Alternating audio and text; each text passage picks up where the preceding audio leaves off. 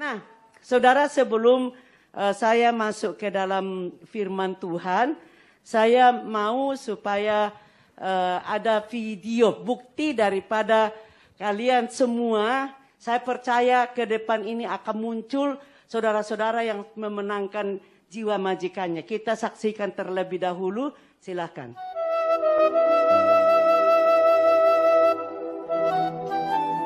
Shalom keluarga ilahi, saya Novi, berasal dari Ibadah 2. Saya bekerja di rumah majikan saya ini selama 12 tahun. Majikan saya memiliki kepercayaan yang sebagian besar dianut oleh para majikan-majikan di Hong Kong yang belum mengenal Tuhan sama sekali. Saya pertama bekerja di rumah majikan saya ini, kontrak saya menjaga kakek. Ketika saya melayani kakek dengan kasih, dari situlah majikan saya tahu bahwa saya mengenal Tuhan. Dari situlah juga saya mulai berusaha pelan-pelan untuk menceritakan Tuhan Yesus dan mengajak majikan saya ke gereja. Namun, majikan saya masih mengeraskan hatinya untuk tidak mau menerima Tuhan Yesus sebagai Tuhan dan Juru Selamat di dalam kehidupannya. Singkat cerita, bulan 1 tahun 2022, setelah kita semua mengikuti karantina di Venice Bay, ternyata di situ majikan saya masuk rumah sakit dan langsung divonis dokter kanker liver stadium 4 dan harus bolak-balik rumah sakit untuk check up dan melakukan banyak kemo yang harus dilakukan sebanyak 8 kali. Namun di kemonya yang ke-6 majikan saya mulai drop. Bahkan majikan saya tidak memiliki semangat untuk hidup sama sekali, dan hari-harinya yang saya dengar hanya mengeluh dan mengeluh karena sakit yang dialaminya. Di situ saya berusaha untuk merawat majikan saya dengan penuh kasih. Secara jasmani, jujur saya capek karena saya harus merawat dan melayani majikan saya selama 24 jam non-stop di rumah sakit. Saya cuma minta kekuatan saja sama Tuhan. Kalau memang ini tugas dan panggilan saya untuk merawat dan melayani majikan saya siap Tuhan. Mampukan saya untuk melayani majikan saya, mampukan saya untuk menjadi berkat dan memenangkan jiwa majikan saya untuk bisa mengenal Tuhan secara pribadi. 5 hari sebelum majikan saya meninggal, Tuhan mengirimkan hambanya yang luar biasa, yaitu teman-teman dari majikan saya yang memang kebanyakan sudah mengenal Tuhan terlebih dahulu. Di situ kita semua berdoa untuk kesembuhan majikan saya. Paginya, waktu bangun tidur seperti biasa, saya tanya sama majikan saya, "Gimana tidurmu tadi malam?" Dia menjawab, "Oke kok," katanya. Ternyata dia bilang semalam gak tidur.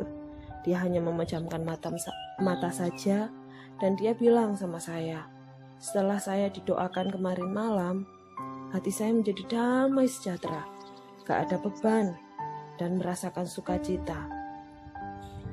Novi, saya mau ikut Tuhan Yesus, dan saya mau percaya sama Tuhan Yesus. Saking saya gak percayanya dengan kata-kata majikan saya, takutnya dia masih mimpi atau belum sadar ya. Jadi saya tanya lagi sampai 3 kali, "Benar kamu mau ikut Tuhan Yesus?" "Benar, saya mau ikut Tuhan Yesus." Di situ saya langsung WA Kak Feli sekitar jam 7:04 kalau nggak salah. Dan setelah itu Tuhan kirimkan lagi hambanya jam 8, yaitu dokter yang biasa merawat majikan saya. Ternyata dia juga seorang yang sudah percaya Tuhan Yesus. Disitulah majikan saya dituntun oleh dokter yang merawatnya untuk terima Tuhan Yesus. Dan setelah itu kita berdoa bersama-sama. Setelah terima Tuhan Yesus, majikan saya cara bicaranya berubah sekali 180 derajat, berubah total. Semua yang dibicarakan hanya Tuhan Yesus dan Tuhan Yesus. Bahkan suster dan perawat yang keluar masuk untuk melakukan perawatan terhadap majikan saya itu pun ditanya, "Apakah kamu sudah percaya Tuhan Yesus? Apakah kamu mengenal Tuhan Yesus?" "Saya sudah terima Tuhan Yesus loh." Bahkan setiap kerabat ataupun kakak-kakak yang menjenguk majikan saya, mereka semua dikasih tahu bahwa dia sudah percaya Tuhan Yesus. Dan dia bilang ke kerabat dan kakak-kakaknya, kalau bisa kalian percaya Tuhan Yesus ya. Jumat pagi, di detik-detik majikan saya mengembuskan nafas terakhirnya, Tuhan kirim hambanya untuk membaptis majikan saya. Dan setelah majikan saya dibaptis, Tuhan menjemput majikan saya. Ya memang sih majikan saya nggak sembuh. Tapi mungkin dengan cara ini, Tuhan membawa majikan saya untuk mengenal Tuhan secara pribadi. Dan tugas dan panggilan saya di dalam rumah majikan saya ini untuk merawat dan melayaninya selesai sampai garis finish. Saya sangat bersyukur sekali karena setelah sekian lama saya bekerja di rumah majikan saya ini, akhirnya pekerjaan saya tidak sia-sia selama 12 tahun hingga finish. Terima kasih, Tuhan Yesus memberkati kita semua. Amin. Inilah yang menjadi kerinduan kami berdua.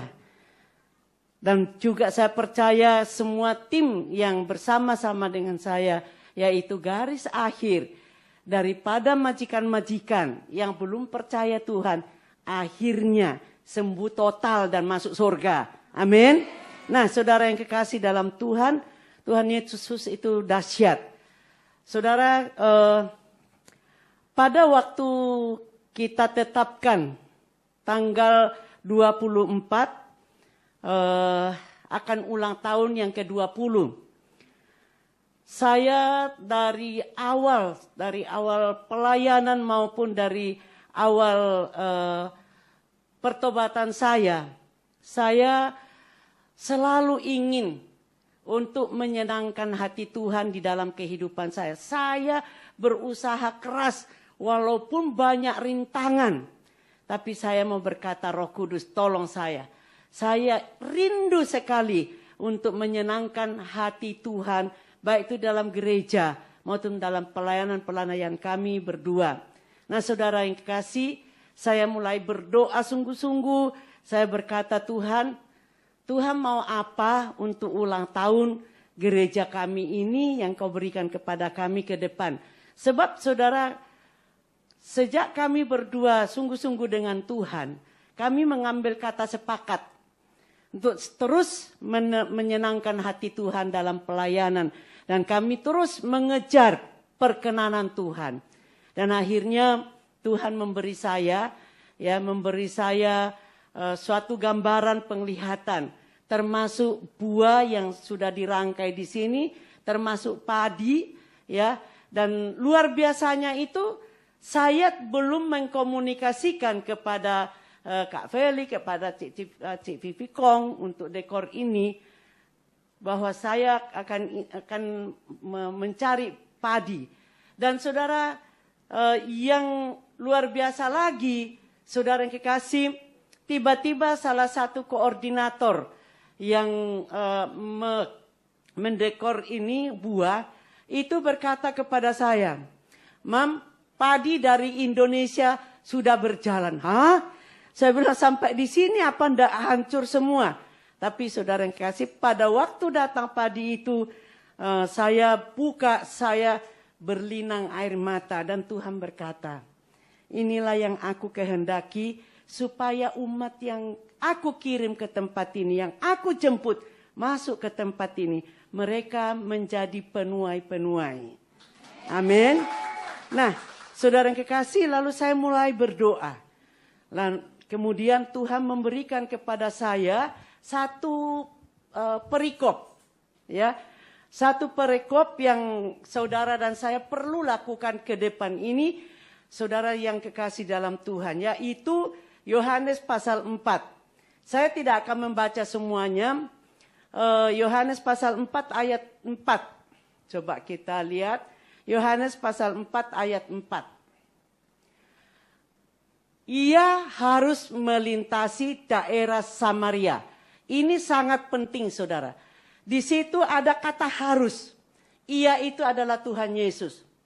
Tuhan Yesus kenapa diharuskan oleh Bapa di surga untuk melintasi daerah Samaria? Ini daerah bahaya sebenarnya.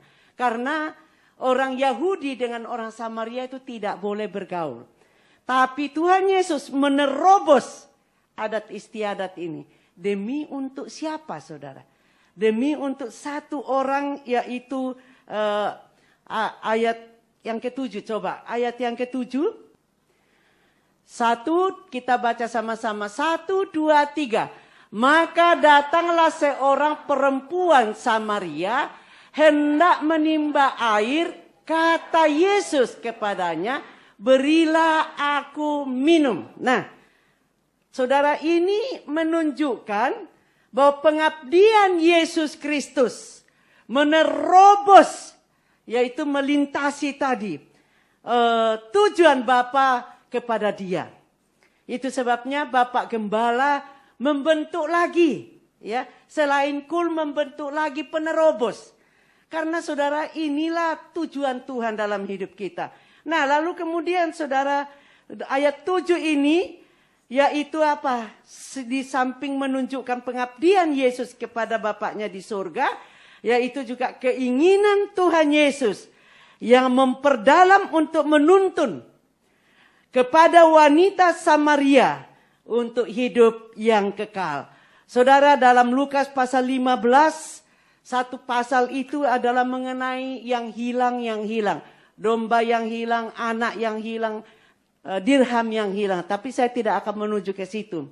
Nah, saudara yang kekasih, yang luar biasa di sini, saya mau katakan kepada saudara, Tuhan Yesus itu tidak memandang masa lalu saudara dan saya.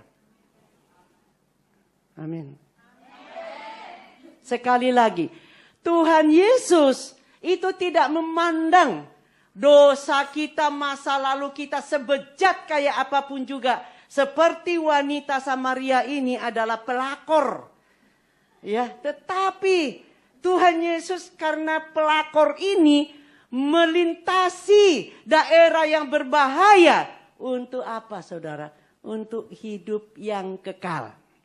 Yaitu, saudara yang kekasih, saya sungguh mengucap syukur.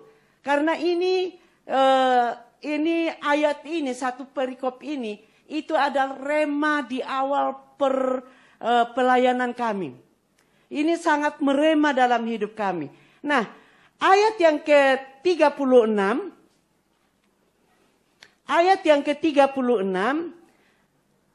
sekarang juga penuai telah menerima upahnya, dan ia mengumpulkan buah untuk hidup yang kekal. Sehingga penabur dan penuai sama-sama bersuka cita. Saudara yang kekasih dalam Tuhan, pada waktu pelakor ini bertemu dengan Tuhan Yesus, terjadi pembaharuan yang luar biasa. Itu sebabnya saudara, saya mau ngomong kepada saudara, saudara yang digoda, suamimu yang digoda pelakor, jangan dimusuhi. Tidak ada yang amin, berarti tidak ada suami yang dipinjam pelakor. Iya, iya kan? Saya ini sebelum khotbah ini, saudara, beberapa hari yang lalu, saya itu dikirimin video atau artikel. Ada seorang suami yang meminjamkan dirinya kepada pelakor. Nah, istrinya itu sangat bijaksana dan terus berdoa buat suaminya. Satu kali waktu suaminya mengajak dia makan siang. Lalu suaminya tanya, "Yayang, mau makan siang di mana?" Lalu dia berkata, "Kita makan siang di tempat ini." Ya, dia tunjuk namanya di artikel itu tidak disebutkan. Lalu cuma disebutkan bahwa seorang istri mengajak suaminya makan, dia yang memelakorin suaminya. Nah, saudara, waktu di situ dia makan di situ, lalu yang melayani ternyata yang keluar itu pelakornya, tapi istrinya pura-pura enggak tahu. Saudara, yang suaminya nih abang ireng, iya. Nah, lalu kemudian istrinya sangat bijaksana, enggak mau berbuat apa-apa, malah berkata, "Terima kasih ya Mbak, sudah dilayani dengan baik." Singkat cerita, setelah dia mereka makan, dia lalu pulang. Sejak saat itu saudara, suaminya kembali dimenangkan. Tidak lagi pernah, menurut artikel itu, membuat suaminya ini tidak pernah lagi ya menghubungi, bahkan menelpon atau WA kepada pelakor itu. Dia sudah putuskan untuk tidak lagi meminjamkan dirinya kepada pelakor. Saudara yang kekasih, istri-istri yang sedang suaminya meminjamkan dirinya, biarlah saudara hanya berdoa. Bukan dengan iya, tapi biarlah saudara mengasihi dia dengan kasih Yesus. Amin. Itulah yang akan membawa. Doakan supaya mereka itu bertemu pribadi, ditemui. Karena Yesus berkata, Yesus harus melewati hidup daripada pelakor itu. Amin. Nah, hasil daripada wanita ini, wanita Samaria ini, waktu sudah bertemu, Tuhan Yesus tidak menghakimi, tidak menjadi hakim. Itu saudara dan saya, jangan menjadi hakim kepada pelakor-pelakor yang merusak rumah tanggamu. Oke, tapi di sini tidak ada kok ya. Kalau tidak ada kalau satu. Ya. Nah, saudara yang kekasih, maka pada waktu Tuhan Yesus ini bertemu pribadi dengan Tuhan Yesus, mulai terbuka saudara. Mulai terbuka dan saudara yang kekasih, luar biasa. Tuhan Yesus cuma bertemu dengan dia, lalu dia dianjurkan begini. Ya, pergi panggillah suamimu. Yang luar biasa itu kok ya ngaku aja ini si pelakor ini. Aku tidak punya suami Tuhan. Lalu Tuhan Yesus berkata, benar apa katamu. Yang ada padamu 5 dan 1 hari sekarang juga bukan suamimu. Wah, pandak abang ngireng saudara. Nah, pada waktu dia sedang ngomong-ngomong, lalu kemudian datanglah murid-muridnya. Dan murid-muridnya waktu itu pergi cari makan. Nah, lalu kemudian waktu murid-muridnya datang, saudara yang kekasih, dia murid-muridnya mikir, kok dia ngomong-ngomong dengan seorang wanita ya? Pokoknya dia mikir aja begitu.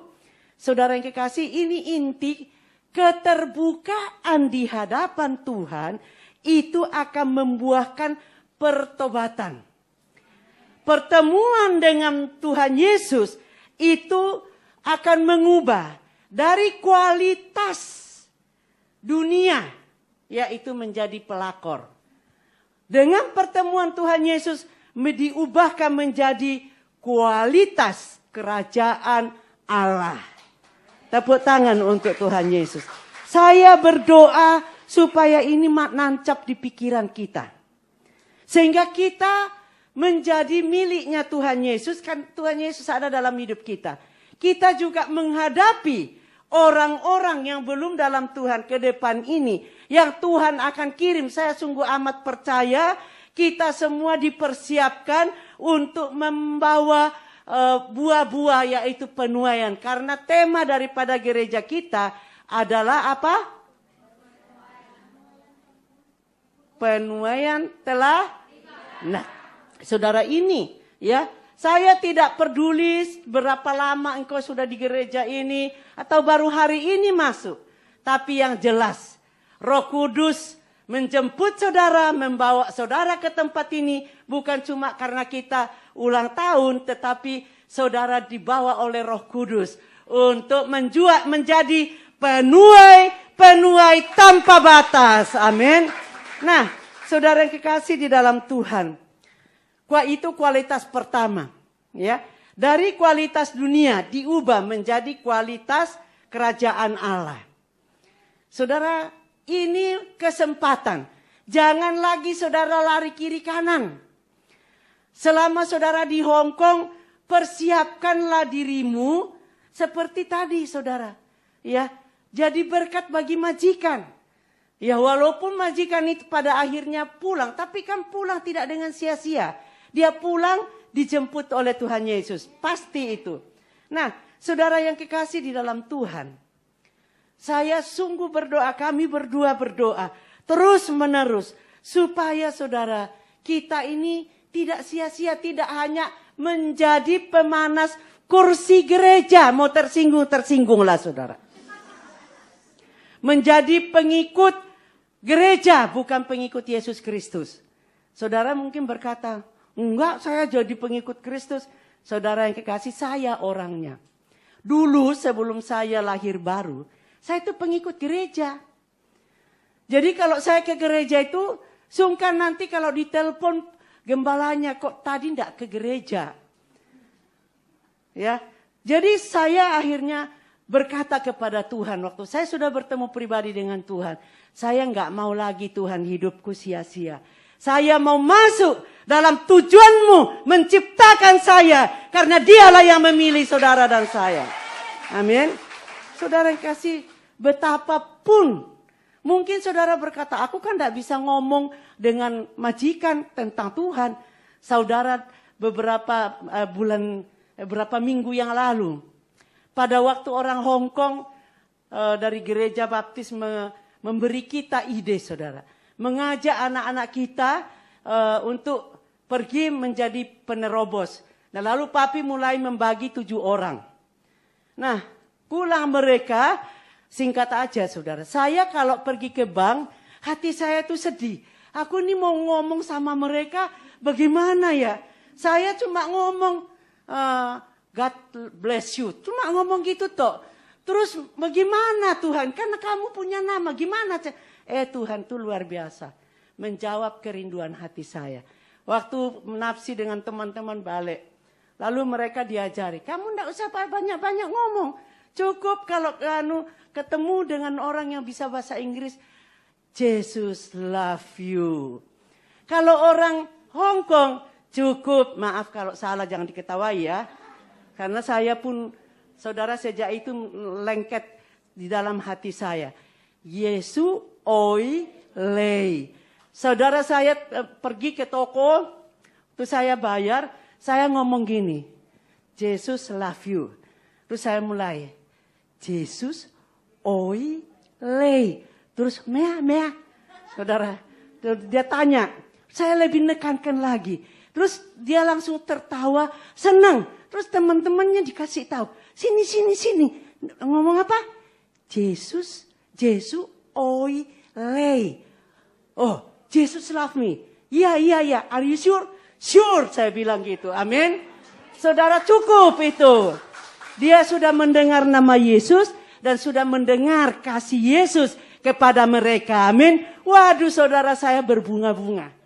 Ya tadinya itu saya tuh sudah sumpah, sudah 2 tahun enggak pergi ke Indonesia. Saya tuh saudara orang Jawa, orang Israel atau orang Jerman bilang sumpah.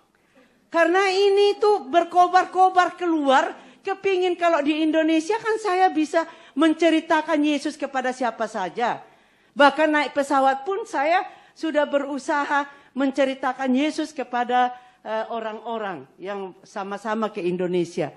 Setelah saya dapat itu, di rumah pun saudara saya ucapkan Yesus oi lei. Terus saya ini jadi saudara yang kekasih. Ini saya berkata Tuhan, terima kasih buat kasih karuniamu. Amin. Saudara yang kekasih, inilah yang Tuhan mau di dalam kehidupan kita. Nah, sikap Tuhan Yesus pada waktu mau merubah kualitas ketiga kita. Dari kualitas dunia ke kualitas surgawi atau kerajaan Allah. Di ayat yang ke 34. Ayat 34. Kata Yesus kepada mereka, makananku ialah melakukan kehendak Bapa, Dia yang mengutus aku, dan menyelesaikan pekerjaannya. Saya minta song leader, singer naik dan juga pemusik. Kita akan naikkan satu pujian, saudara yang kekasih. pujian daripada Tuhan Yesus yang berkata demikian. Karena waktu murid-muridnya sudah pulang membeli makanan, dia bercakap-cakap kepada wanita yang sudah dirubah oleh Tuhan. Dan wanita ini pergi menceritakan kepada semua masyarakat di situ. Yang tadinya wanita ini takut bertemu orang-orang yang sudah dipelakorin.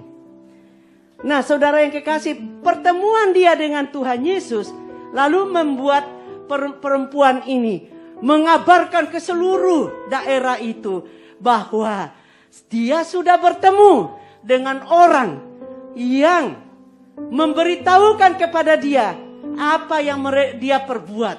Saudara, sontak orang-orang Samaria mulai pergi mencari Yesus, bertemu dengan Tuhan Yesus. Nah, saudara yang kekasih, waktu murid-muridnya datang membawa makanan, lalu murid-muridnya berkata, "Rabi, makanlah." Nah, lalu kemudian ayat yang ke-34 itu berkata, "Makananku," silahkan kita naikkan pujian. "Makananku ialah melakukan kehendak Bapa." Saudara mulai ikut nyanyi dan ambil komitmen. Makananku ialah menyelesaikan pekerjaannya,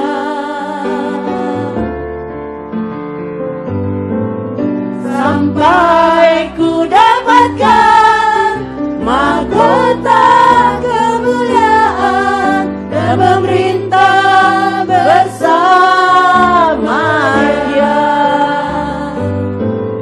sampai ku dapatkan mahkota kemuliaan dan memerintah bersama Dia, sampai ku dapatkan, sampai ku dapatkan mahkota kemuliaan dan memerintah bersama Dia, sampai ku dapatkan mahkota kemuliaan dan memerintah bersama Dia. Amin. Saudara yang kekasih, biarlah tujuan kehidupan kita mengejar mahkota kemuliaan, yaitu kita membawa jiwa-jiwa datang kepada Dia. Nah, itu kualitas yang ketiga. Kita dipertemukan dengan jiwa-jiwa. Nah, lalu kemudian ayat yang ke-35 sampai 38. "Bukankah kamu mengatakan 4 bulan lagi tibalah musim menuai? Tetapi aku berkata kepadamu, lihatlah ke sekelilingmu dan pandanglah ladang-ladang yang sudah menguning dan matang untuk dituai. Sekarang juga penuaian telah menerima upahnya dan ia mengumpulkan buah untuk hidup yang kekal. Sehingga penabur dan penuai sama-sama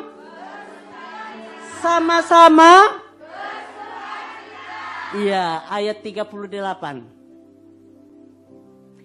Aku mengutus kamu untuk menuai apa yang tidak kamu usahakan. Orang-orang lain berusaha dan kamu datang memetik hasil usaha mereka.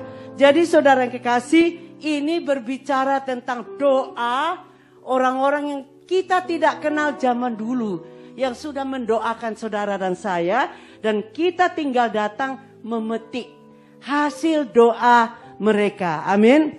Nah, kemudian saudara yang kekasih, itu kualitas yang ketiga. Kita dari tidak mengerti tujuan Allah dalam hidup kita. Pertemuan dengan Tuhan Yesus yang membuat kita berkualitas yang ketiga. Lalu kemudian kualitas yang keempat. Di dalam ayat 39 sampai 42 saya ceritakan karena waktunya. Saudara yang kekasih, Disinilah tercapai tujuan Tuhan Yesus bertemu dengan wanita pelakor ini. Dia dirubahkan oleh Tuhan menjadi seorang penuai yang luar biasa. Sehingga saudara yang kekasih di dalam Tuhan, di ayat yang ke-39 itu, coba tolong ditayangkan. Iya.